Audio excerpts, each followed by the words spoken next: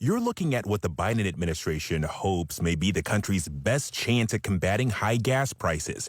Nestled about 12 miles southwest of Baton Rouge, Louisiana, is Bayou Choctaw, one of 4 strategic petroleum reserve sites in the United States. Today, I'm authorizing the release of 1 million barrels per day for the next 6 months, over 180 million barrels. Back in March, President Biden announced his administration's initiative, a record released amid soaring gas prices fueled by record inflation and a ban on Russian oil after Vladimir Putin's invasion of Ukraine. Fast forward 3 months and those energy prices have continued to rise, which is why Energy Secretary Jennifer Granholm visited the Bayou Choctaw SPR site, getting an on-the-ground explainer of the Biden administration's kitchen sink approach to address gas prices. Is this going to help?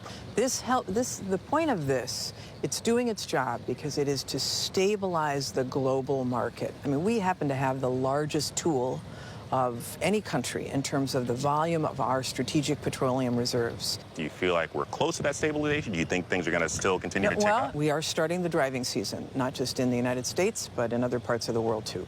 That means demand for oil products like gasoline goes up.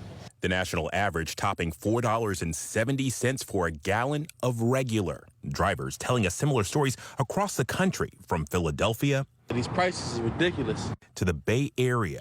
It's insane. I've never seen prices this high before.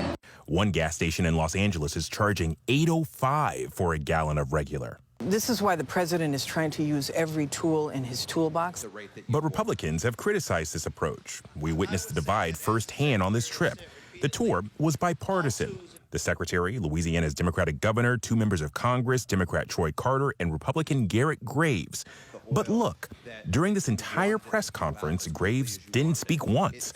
Afterwards, we witnessed him in an animated discussion with the secretary. We pulled him aside as he left.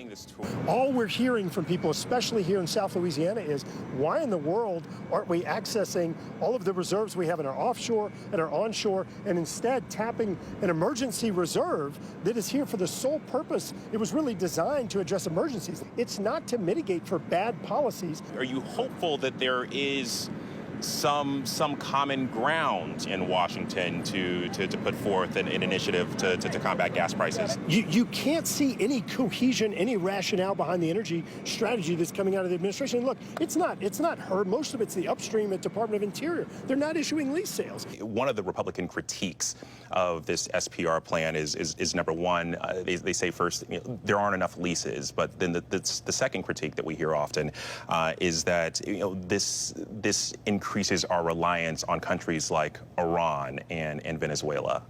We don't buy oil from Iran or Venezuela. So those are just really, unfortunately, divisive talking points. There are now 9,000 permits that are sitting there in the oil and gas companies' hands unused. There's over 20 million acres of leases on and offshore that are not being used. That is baloney. According to the latest stats from the Bureau of Land Management, there are 9,081 approved permits to drill across the country. Once a company gets a permit, they also need to contract rigs to drill the wells, a process experts say takes time, not something that would offer immediate relief at the pump for American families. In a fall election heavily influenced by the economy, gas prices and the future of green energy policy are sure to remain center stage. I don't want to sugarcoat that. The driving season is beginning. There will be more demand for gasoline, more demand for oil. That will cause additional upward pressure like it does every year, but now it's on top of already high prices.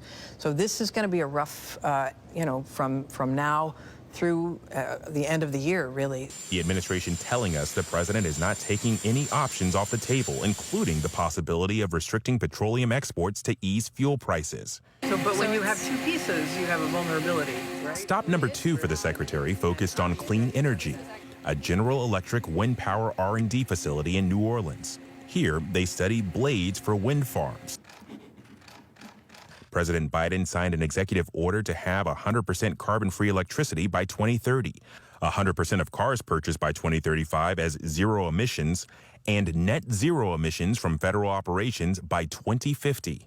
Biden has also promised to deliver at least 40% of the overall benefits from federal investments in climate and clean energy to disadvantaged communities. The coast of Louisiana and of Texas, this has been referred to as Cancer Alley. They have borne the brunt of the impacts of environmental pollution. So if you're building these massive wind turbines, people from this community should be employed, if they choose to, in building it. I know you've seen headlines about inflation, but also along with that is gas prices.